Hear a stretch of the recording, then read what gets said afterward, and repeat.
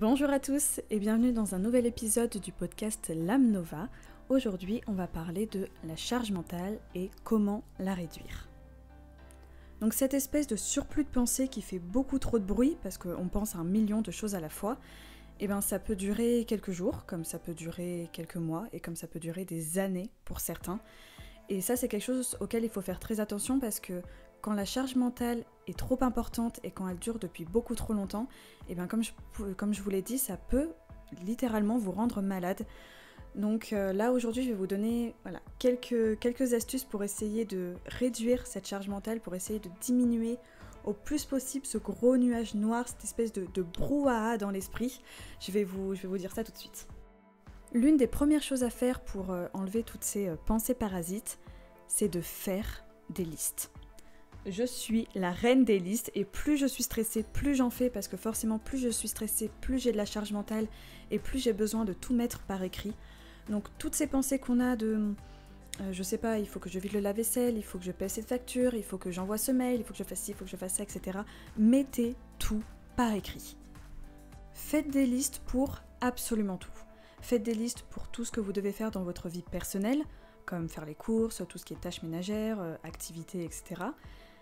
Aussi faites des listes pour tout ce que vous devez faire professionnellement, envoyer un mail, faire une facture, faire un devis, peu importe, mais faites des listes de tout ce que vous devez faire et votre esprit, quand vous allez tout mettre par écrit, c'est comme s'il va se dire « je n'ai plus à y penser parce que c'est là, c'est sur cette feuille, dans ce carnet, sur le bureau, je sais que c'est là, donc je n'ai plus à l'avoir en tête ». Et là, d'un seul coup, la charge mentale se réduit et le gros nuage diminue aussi. La deuxième chose à mettre en place pour réduire la charge mentale, c'est de mettre les choses à plat. Et c'est probablement l'une des choses les plus difficiles à faire. Là, je vous ai parlé de faire des listes, donc ça va être mettre par écrit un peu tout ce qui est pratique. Et là, mettre les choses à plat, ça va être écrire ou dire toute la partie émotionnelle. Je vais vous donner un exemple pour que ce soit clair.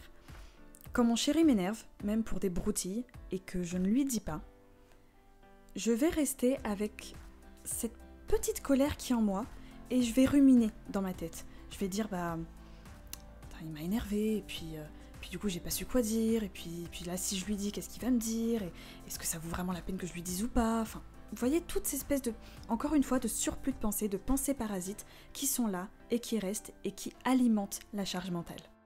Donc au lieu de ruminer toute seule dans ma tête et d'avoir beaucoup trop de pensées, encore une fois, qui sont là et qui restent, je vais aller voir mon chéri et je vais lui dire « tu m'as énervé. Pour ça, quand tu as dit ça, j'ai ressenti ça, j'ai été en colère, j'ai été déçue, j'ai été blessée, peu importe. Mais je lui dis, même si c'est pour des broutilles, c'est pas grave, je lui dis, on en discute, on met les choses à plat et c'est terminé. Je lui ai dit, j'ai exprimé ce que j'ai ressenti, comme ça je l'ai sorti de ma tête. Lui, il a compris également et c'est terminé. On n'en parle plus et du coup, on n'y pense plus. Donc comme je vous l'ai dit, ça peut être soit pour des broutilles, mais ça peut être aussi quelque chose de très important et de très difficile à dire. Et ça, des fois, c'est pas toujours évident de le dire à voix haute à la personne en face, parce que déjà, c'est pas facile à formuler, et puis la personne, on ne sait pas comment elle va réagir. Donc si vous avez quelque chose d'important à dire, mais que vous ne pouvez pas le dire haut et fort pour X raisons, écrivez-le. Vous pouvez même faire du journaling ou le bon vieux journal intime, parce que pour moi, concrètement, c'est exactement la même chose. Écrivez tout ce que vous ressentez, tout ce que vous avez sur le cœur, mettez-le par écrit. Vous allez voir que votre cœur se sentira plus léger et votre esprit également. Comme je vous l'ai dit, faire des listes, ça va être tout le côté pratique, et mettre les choses à plat, ça va être tout le côté émotionnel.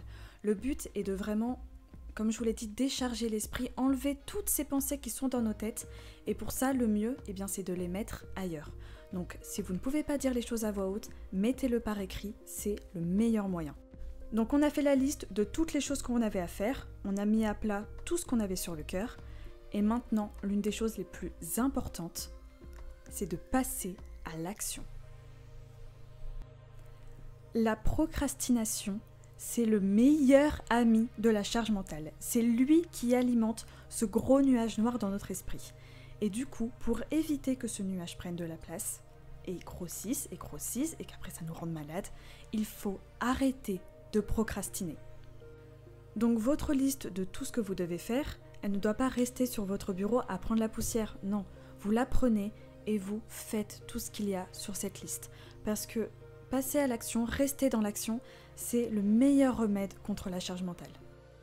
Il ne faut pas que cette liste devienne elle-même une pensée parasite en plus. Que vous vous dites, c'est vrai, j'ai cette liste-là qui est sur le bureau de tout ce que j'ai à faire, il faut vraiment que je la prenne, il faut vraiment que je la fasse, et puis j'ai ça à rajouter dessus, etc. Non, parce que là, après, on retourne dans un espèce de cercle vicieux. Donc vous prenez votre liste et vous faites ce qu'il y a dessus. Et c'est la même chose pour tout ce que vous avez mis à plat, tout ce que vous avez dit et tout ce que vous avez écrit sur toute la partie émotionnelle. C'est pareil, une fois que c'est dit, une fois que c'est écrit, passez à autre chose. Restez vraiment dans le mouvement. Si vous avez besoin de réécrire ou de redire les choses parce que vous sentez que vous recommencez à ruminer, il n'y a aucun souci, mais restez vraiment dans cette optique de je reste dans l'action, je reste dans le mouvement pour éviter de cogiter. Donc ne procrastinez pas sur tout ce que vous avez à faire et évitez de cogiter sur tout ce que vous ressentez, parce que si vous procrastinez et si vous cogitez, ça va vraiment, comme je vous l'ai dit, alimenter la charge mentale, ça va faire grossir ce gros nuage noir de surplus de pensée, et c'est justement ce qu'on essaie d'éviter. Donc on résume toutes les choses à faire pour réduire la charge mentale. La première, c'est de faire des listes sur tout ce que vous devez faire. La deuxième, c'est de mettre les choses à plat, donc dire ou écrire tout ce que vous ressentez. Et la troisième, c'est de passer à l'action, de ne pas procrastiner et de ne pas cogiter. Et alors attention, les 3 points que je viens de vous citer, c'est vraiment 3 choses à mettre en place dans votre quotidien. C'est-à-dire que ce n'est pas en le faisant qu'une seule fois que vous allez être libre et tranquille jusqu'à la fin de votre vie. Non. Parce que la charge mentale a ce fabuleux pouvoir de revenir très souvent et de prendre encore plus de place.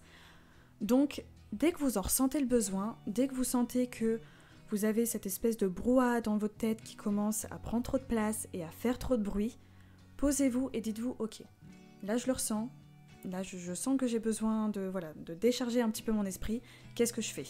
Eh bien, je fais des listes, je mets les choses à plat et je passe à l'action. Et ça, c'est à faire quotidiennement, c'est à faire dès que vous en ressentez le besoin. Et la dernière chose que je voulais évoquer avec vous, parce que réduire la charge mentale, eh bien des fois ça prend du temps. C'est-à-dire que les 3 points que je viens de vous citer, eh bien des fois les mettre en place, ça peut prendre 3 jours, comme ça peut prendre des semaines. Et ça c'est tout à fait normal, ça dépend vraiment de la quantité, on va dire, de la charge mentale. Et du coup c'est normal que ça prenne du temps, donc ne culpabilisez pas pour ça. Mais du coup, en attendant que la charge mentale se réduise, je vous conseille vraiment de trouver une activité qui vous permette de respirer. Essayez de trouver une activité qui vous permette de complètement déconnecter votre esprit. Essayez de trouver une activité qui vous permette de trouver cette bulle d'air qui fera que c'est bon, vous pouvez respirer 5 minutes.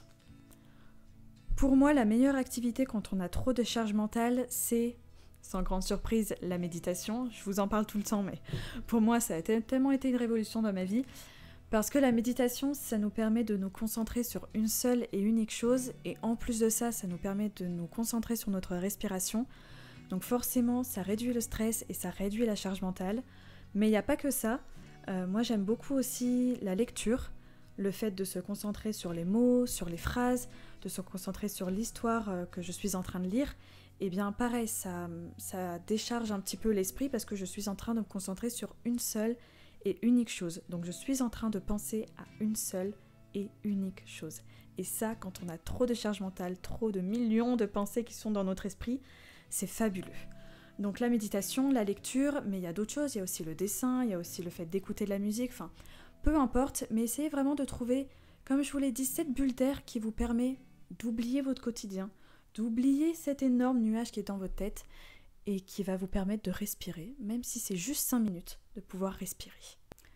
Et voilà tout le monde, c'est la fin de ce podcast. J'espère vraiment qu'il vous aura plu, j'espère qu'il vous aura été utile. Si jamais vous avez des astuces ou des conseils pour réduire la charge mentale, n'hésitez pas à le laisser en commentaire parce que je pense que ça peut en aider beaucoup. La charge mentale, je pense qu'on en souffre un petit peu tous plus ou moins, donc n'hésitez pas à mettre vos conseils en commentaire. Et puis moi, je vous retrouve très vite dans un prochain podcast. Je vous retrouve tout de suite sur les réseaux et à très bientôt. Ciao!